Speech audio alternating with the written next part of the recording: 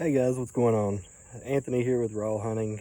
Today I'm gonna teach you guys how to make some wing bone turkey calls out of the turkey that you killed during the spring season.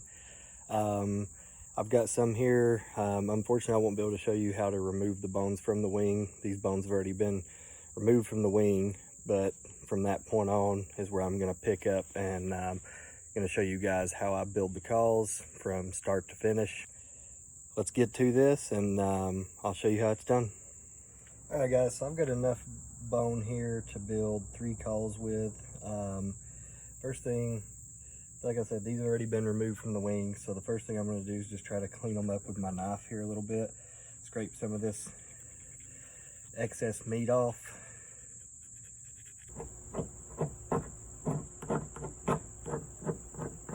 Like I say, right now I'm just trying to get some of the bigger pieces off of here. We'll definitely clean these up a little better as we go through this process. I'll show you how I go about that.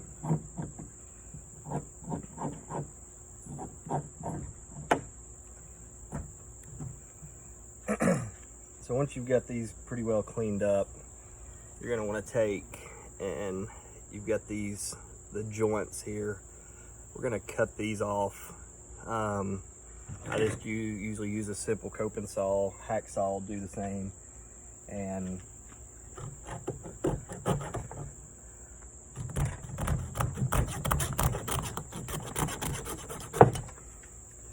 got that cut off, as you can see. Sometimes these smaller bones are a little tougher. Another note, the calls that I'm building are going to be 2 bone calls. They're using the 2 smaller bones from the wing. Now you can make a 3 bone call. Unfortunately, I don't have any of that big bone that's closest to the body of the wing to do those. Maybe later, next set I get a hold of, or next turkey I kill, I'll definitely try to do that, and maybe I can show you those as well.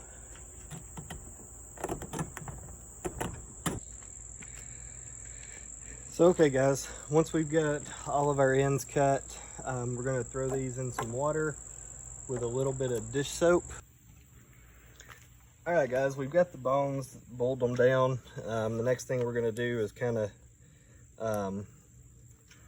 get the marrow out of there. Use a wire, an old coat hanger, whatever works best. Just try to get these cleaned out really good. And then sometimes it does help to boil them a second time, just to help break down all that grease and oil after you've got them cleaned out. But basically I'll just do this until I've got most of the marrow cleaned out, and I will take sometimes and run a faucet down through them. It kind of helps clean them out a little more. Once you boiled them, this stuff comes out pretty easy. I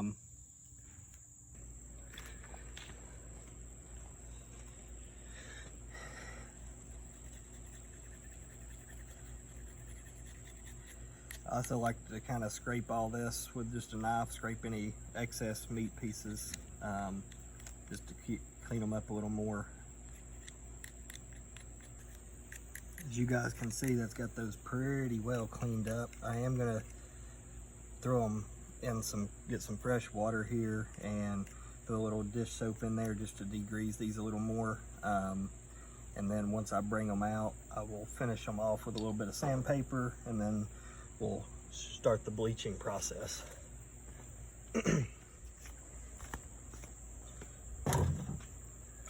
So like I said guys, I am gonna boil these one more time.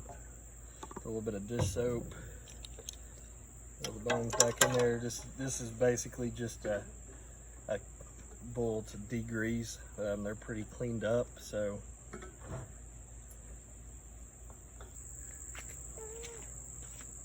alright guys, so we just finished degreasing those. Now we're gonna take sandpaper to them, just finish clean them up a little bit before we bleach them, and that will and then we'll let them sit in our bleaching solution for Why, Daddy? Why, Daddy? for about 24 hours or so. Daddy? So, Why, like I say, I just take Daddy? sandpaper and kind of put a finishing touch on them. So, and then, like I say, we'll bleach them up. Daddy, Daddy. Can I eat it? All right, guys, so we got these bones pretty well cleaned up. Now we're gonna put them in our bleaching solution. I've got some water here, and then I'm gonna add the peroxide to that. Then we're just gonna throw them in there. And we're gonna let those sit for about 24 hours. And then once they're done, we'll dry them and we'll glue them and then move on to the next step. So be back with you shortly. Alright guys, so our wing bone calls here, the bones have been sitting in the bleaching solution for probably close to 30 hours now. So I'm going to pull these out, kind of dry them off a little bit, and then work on fitting them together, and then we'll glue them. Sometimes when you're fitting them together, you have to sand the smaller one or to get it to slide into the larger bone. That's not uncommon. So like I said, we're going to dry these up pretty good, let them dry, and then we're going to glue them.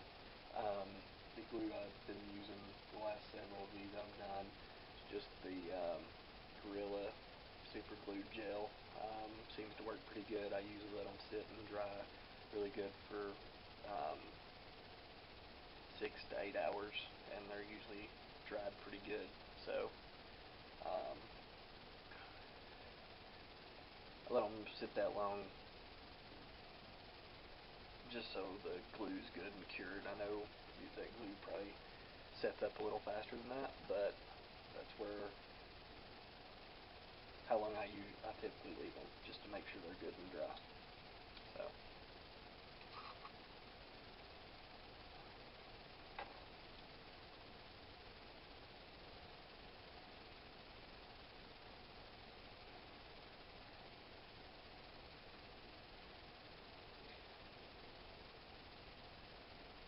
something to point out here, you guys can tell one side of this small bone, which is going to be your mouthpiece, is a little more flat, where the other end is more round. See if you guys can see that. So that would be this side on this call would be my mouthpiece. So typically looks like this one's going to slide right in there, so that's not going to be too much of an issue for that to get it together. So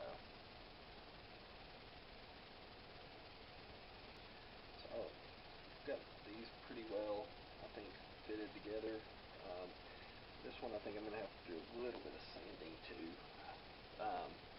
But I'm going to let these lay here and dry for a little bit more. They've been sitting in the bleaching solution, and then we'll glue them together. Alright guys, so these have dried off.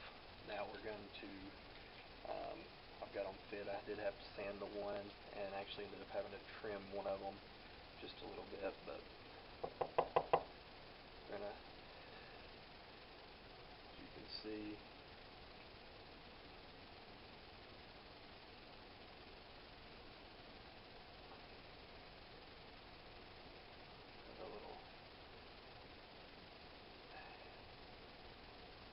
that, and then I've got this little stand built to stand these on so they can dry good.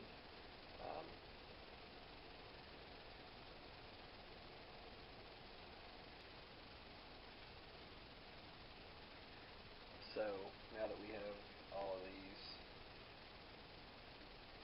glued up,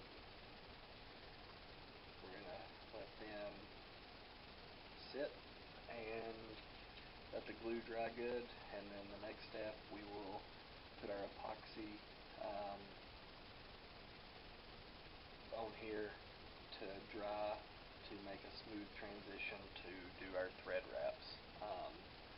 So I'll be back with you all once these dry.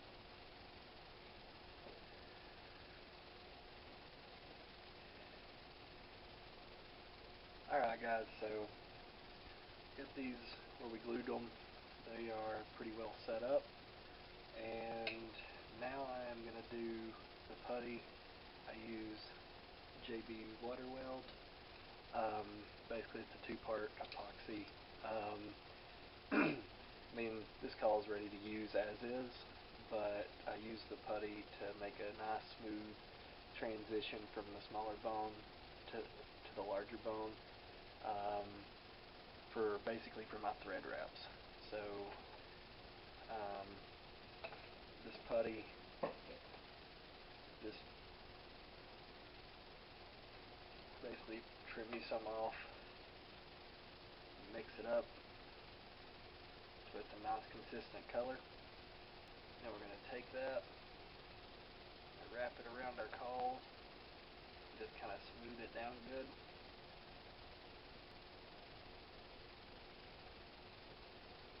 I just try to get it as smooth as possible.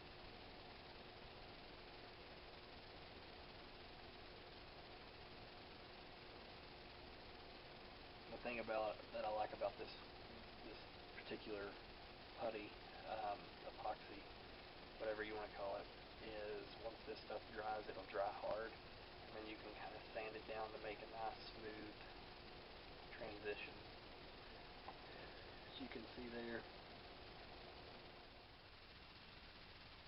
Alright guys, so our epoxy is finally all set up. Next step we're going to do is sand all this down, make it nice and smooth for when we're doing our wraps. So I've got a couple different grits of sandpaper. Got a heavier grit, 80, or a coarse grit, 80, and I've got a fine grit here as well. I'm just going to kind of work this down and try to make everything kind of a nice smooth transition from the larger bone to the smaller bone.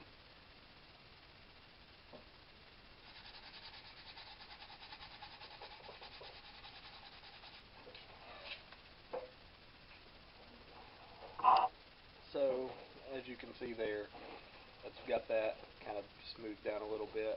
I might work on it just a little. So the next thing I'm going to do is my engraving. I like to do a couple, 4, 5, 6, depending on the size of your call. I like to do some turkey tracks here. So what I do is I'll take this very fine tip Sharpie pen and I'll draw the tracks how I want them, and then once I get it drawn on there, I'll take an engraver and I'll work and engrave that down. And then once I get it engraved, I go back and I fill it in with these permanent Sharpies. Then I'll sand any excess off and repeat until I get it filled in the way I want it. So basically there will be my tracks, and then I will engrave those down to where I can fill them with ink. A little bit more. Alright guys, so next thing I do is I go back to where I engraved and I fill in the engraved turkey tracks.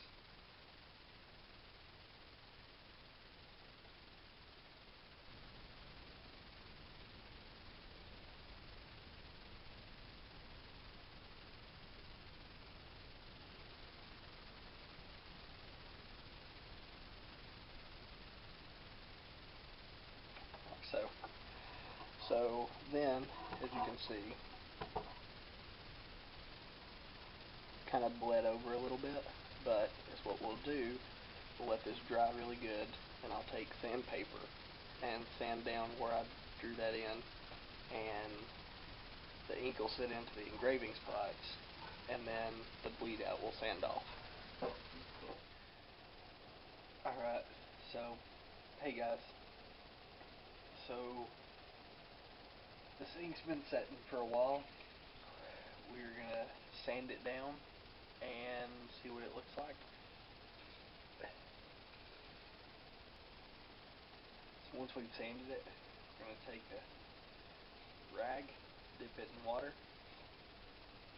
wipe over everything.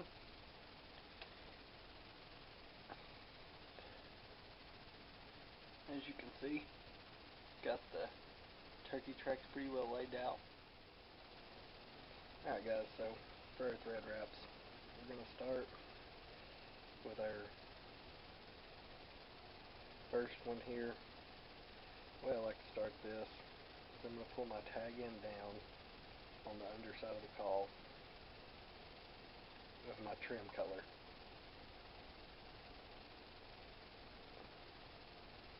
I'm just going to take a small piece of tape. I'm going to tape that down.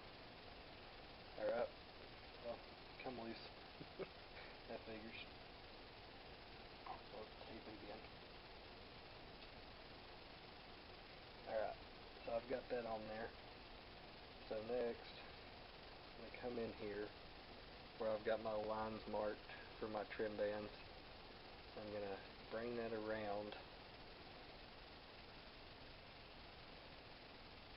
and wrap a couple of times. And once I get 3 or 4 wraps on there, I'm going to pull everything down to my mark.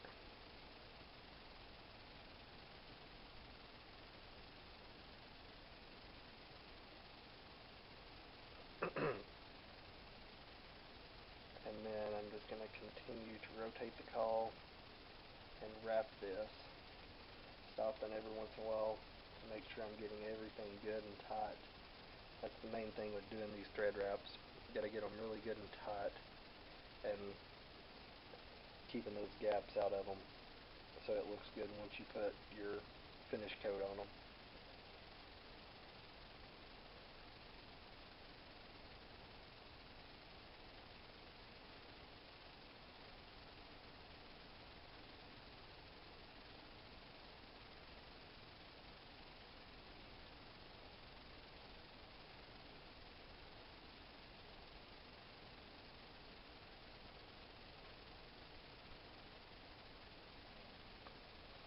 So once you get that wrapped around, I don't know, 4 or 5, 6 times, I'll take my blade here and I'm going to trim that tag end down.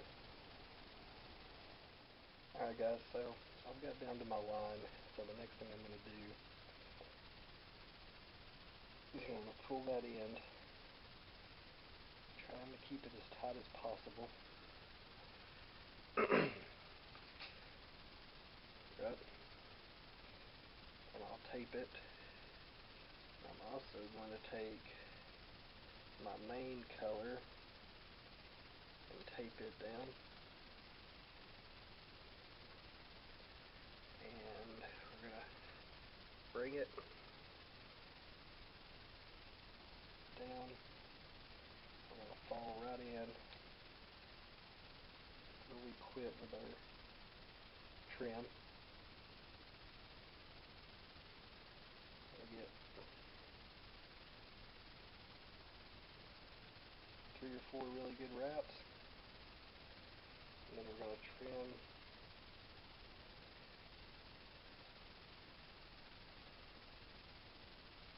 our trim color loose.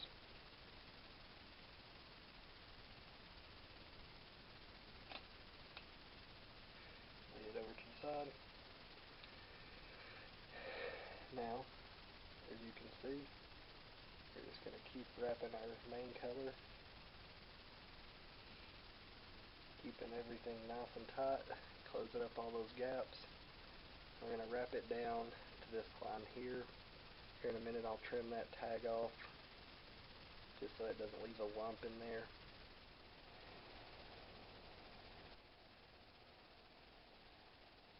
Alright guys, so you can see here I made it to my line. I covered it just a hair because sometimes when you're transitioning colors you'll have a lose a thread or two, so I always cover it just an extra bit. So basically we're going to go in here again, just like we did a few minutes ago. We're going to tape our tag, right?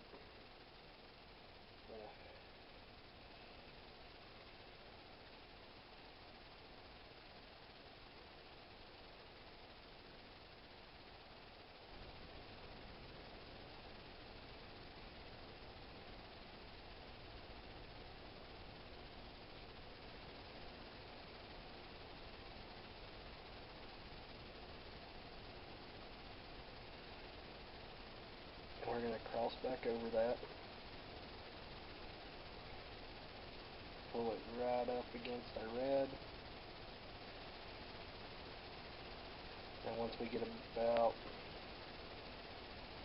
I don't know, 3, 4, or 5 decent wraps, we'll trim that red end loose. So I'm going to finish wrapping down to that line, and I will, here in a minute, I'm going to take a piece of gray and I'm going to tuck it back and make a loop to pull my final tag with.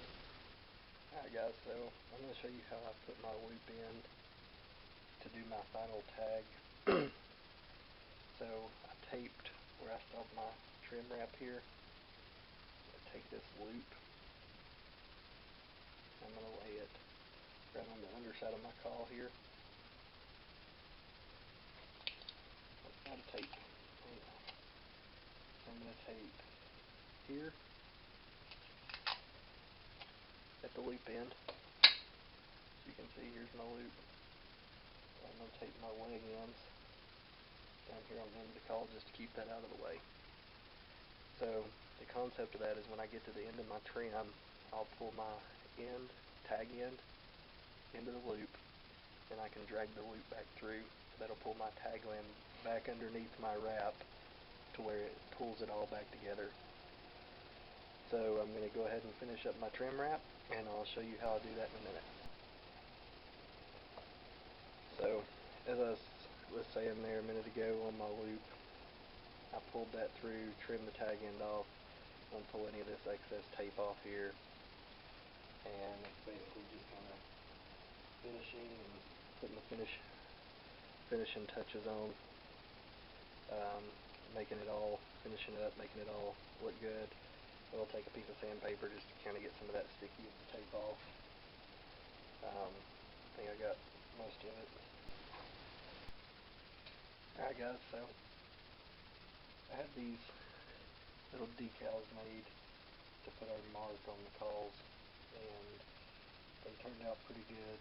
I like the way they work with our clear coat that we do on these cauls, so we kind of went with these. They work pretty well. They work good with our clear coat as well. So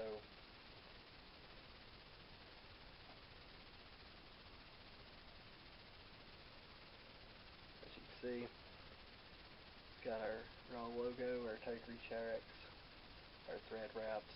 All this caul wax is the finish coat, and I will show you guys how I do that here in just a few minutes. Alright guys, so the last thing we need to do is put our final coat on there. What I use for these is Flex Coat Professional Rod Wrapping. It's a 2-part resin and hardener, and it puts a really nice finish on there. So the kit I got come with both bottles, syringes to pull out and make exact measurements, so you get this right.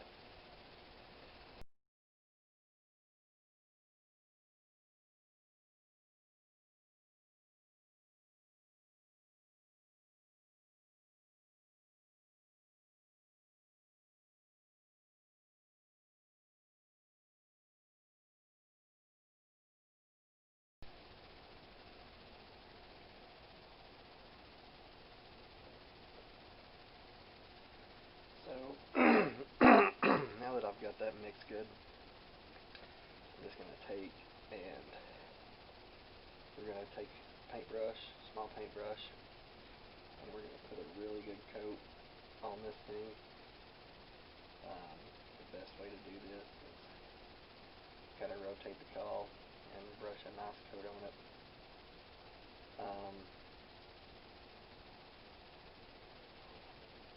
One thing to note is if you do some type of decal,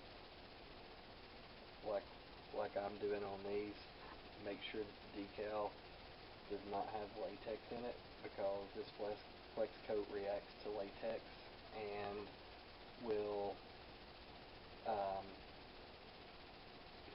like move off of the latex, has a reaction and will not stay and coat that. So the thing I like about the flex coat, I think it does excellent on these logos that we are doing. Holds really good to them. Gives a really nice finish. And then another thing here is when you're going over these turkey cauls, you want to make sure you get a little extra in there just to fill in and bring it up even where those are engraved and then filled. So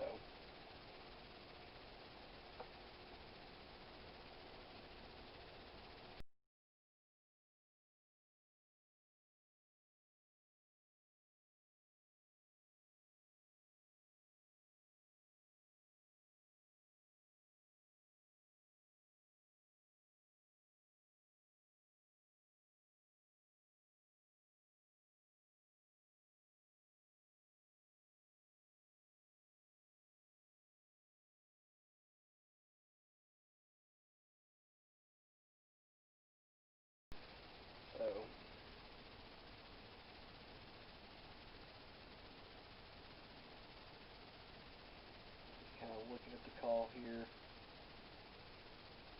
making sure I've got everything coated good.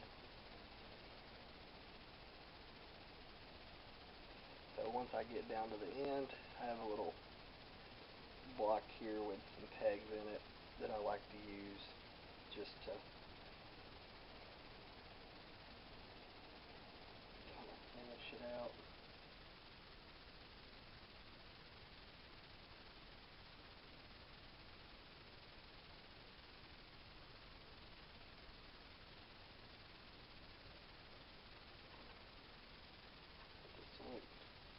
Look good and turn out well, so we'll kind of bump a few areas that might need a little extra coating.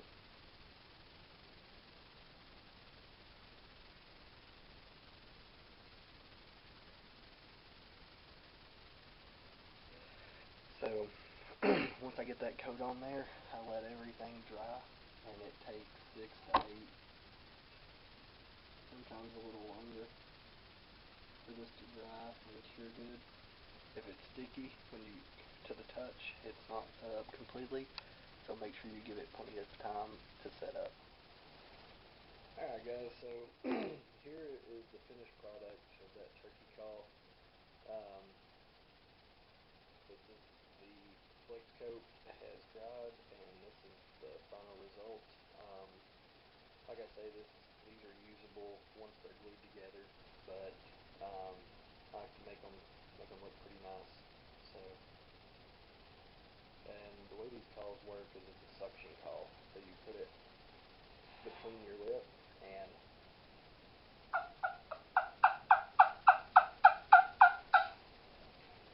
like that. So, guys, I hope you guys enjoyed this video. Don't forget to subscribe to our channel, as well as like us on Facebook at Raw Hunting 89. Stay tuned for more great hunting and fishing adventures.